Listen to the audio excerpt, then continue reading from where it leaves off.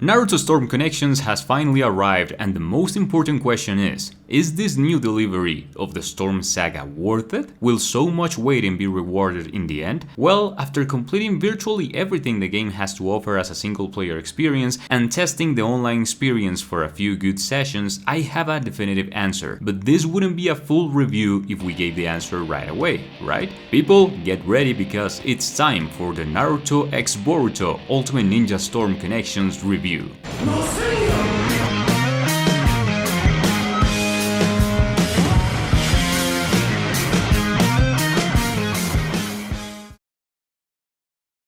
Let's jump right in. What new features Storm Connections has to offer? The first thing that is presented to us is the story mode, which makes a retelling of the vast majority of most important events in the history of Naruto and Naruto Shippuden. Unfortunately, it wasn't as promising as I expected. Part of me was excited to play again the iconic combats and boss fights to the first Storm games, but with the changes in mechanics and modern gameplay style that Connections now handles. But this illusion managed to be turned off thanks to the incredibly heavy rhythm of the game that is managed in these chapters. It's practically a cycle of static images with dialogue, then a super short single round fight, and then another 5 minutes of cinematics that are not even made with the game engine. They are static images from the anime. This is not the first time this has been seen. However, for a title that promised to textually retell the entire history and having material already created in previous projects referenced to these events, I don't know why they didn't dare to take the material for at least to develop this idea further. The difficult part was already done, the recycling is already seen everywhere in the game, but for some reason when they had the opportunity they didn't use it to their favor. This resulted in the most repetitive game mode I have ever seen in the Storm Saga. You can see how they did not add anything new to the boss fights and cinematics,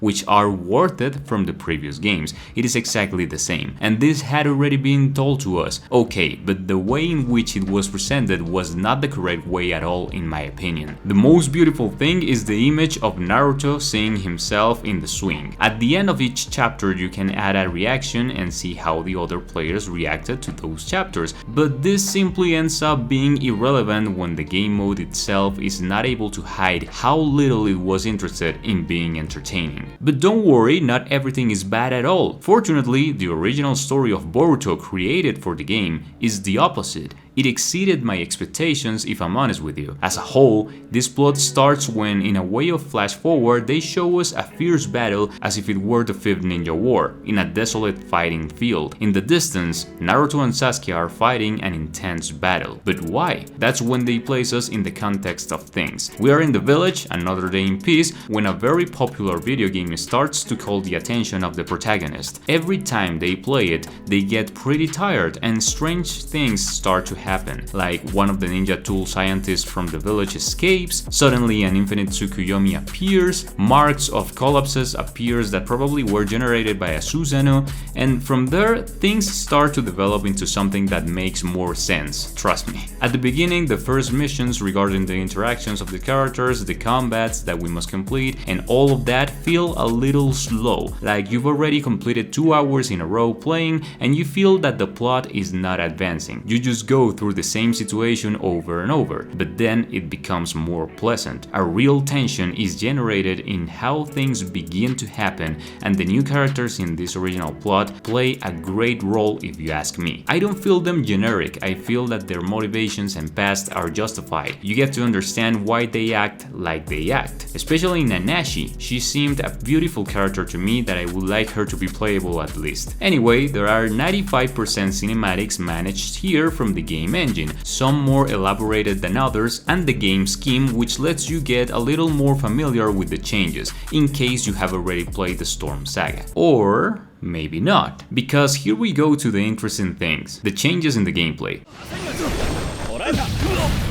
And we start from the following question: how different does Naruto Storm Connections feel from its predecessor, Storm 4? And I would tell you, does it feel different? Yes, enough, but it looks exactly the same. It still surprises me how with a whole generation of difference, the Storm 4 and this game look exactly the same, and that's because it's not a secret to anyone, the Connections is built on a base which is the Storm 4, so the graphic changes and the technical part of it are not really remarkable. But what happens to the feeling of the game? That's what we will talk about. Connections has a gameplay scheme that respects the basis of all the other Storm games, that's clear. It is a fast-paced arena fighter, 3 versus 3 fights, auto combos, assists, etc. But the way in which we interact with the fights and the reactions of many actions in the duels make the game feel different, for better or for worse on some occasions. First, the automatic chakra regeneration is much more accelerated, that leads to more offensive fights, in which the one who doubts loses, because you almost always will have resources with which you counterattack. Also, now the rounds are completely reset. They are handled like a traditional fighting game and not like it worked before, that the rival kept their health until the other round. Also, the stun properties changed and you can recover an opponent who is falling or bouncing off the ground to continue a combo, resulting in many of the skills of the characters that now work as linkable, but they are not treated like finishers. On an aesthetic level, I don't like this very much, but well, it is grateful that in this way the combo possibilities have increased in the long term, more than anything for the concurrent online players, which I will talk about in a moment. The charged shuriken no longer exists, because it was replaced by the secondary jutsu, which is the tilt. Now the action of the tilt also does not exist. I suppose they consider it very advanced for the audience they are targeting with this game, because yes, gentlemen, this game has a simple control mode, as if the Storm Saga was no casual enough as fighting game where you literally do long combos with a single attack button. Now, with the simple mode,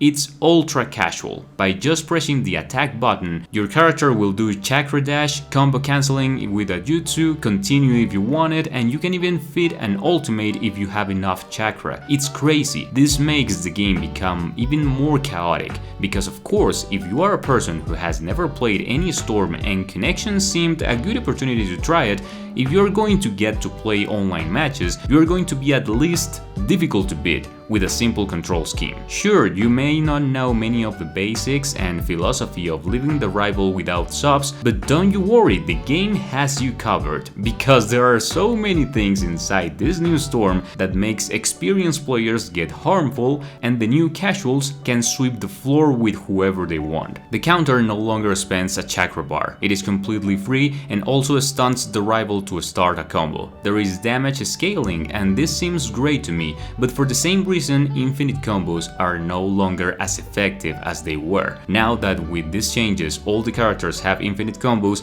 it gives me a bittersweet feeling. The substitutions are not gradually reloaded with the damage as it happened before, and the combos can take up to 20 seconds in a row without the rival being able to do anything. And guess what? If you have the simple control mode, you only need to press the attack button 45 times and you will do more than 1 bar of damage. Many of the jutsus and ultimates give armor to the characters who execute them. It means that for a brief period of time, it doesn't matter if they anticipate your action. Once you activate it, an invisible force will protect you. This is extremely unfair and breaks with many of the balances that were generated in Storm 4, which until the moment seemed to me like the most successful one of all, the most complete system. But now in competitive terms, it may not be a good time for everyone. The character levels, the unlocking of daily rewards and the missions that they give you incentivize you to keep playing. I like that, as well as the confirmed season pass to continue adding content and try to keep the game alive. That's pretty cool, but it is still content to a gameplay that, although it is extremely entertaining, it is little worth it for learning to play as a long term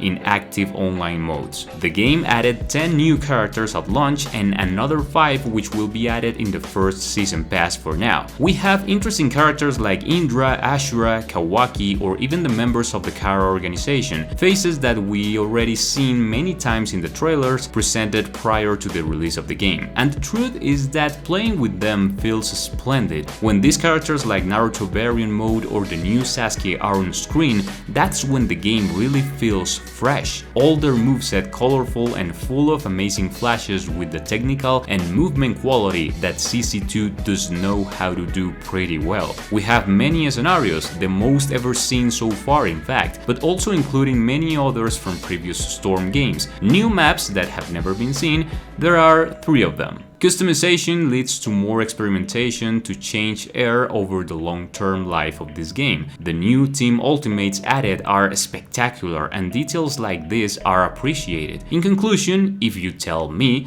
would you recommend it to me? I would tell you that if you have already played the other Storms and you hope to find something unexpected in this one, you can find the original story of Boruto, which is pretty decent, new characters, in addition to more active community to find online games. But as a single player experience, no. If this is your first Storm, of course I recommend it. It condenses the great majority of positive aspects that made the saga what it is today. You have enough content to entertain yourself, and if you are a fan of the series, you will stay fascinated. This won't be the last occasion that I talk about Storm Connections. I planned a series of videos talking about very specific things about the game, so you can't miss it. I apologize in advance if I was late releasing the review, but I had some last-minute issues. I will compensate it with more content about the game because I know this is an iconic saga for the channel. That was all for today, guys. Thank you so much for watching, and I'll be watching you in the next video.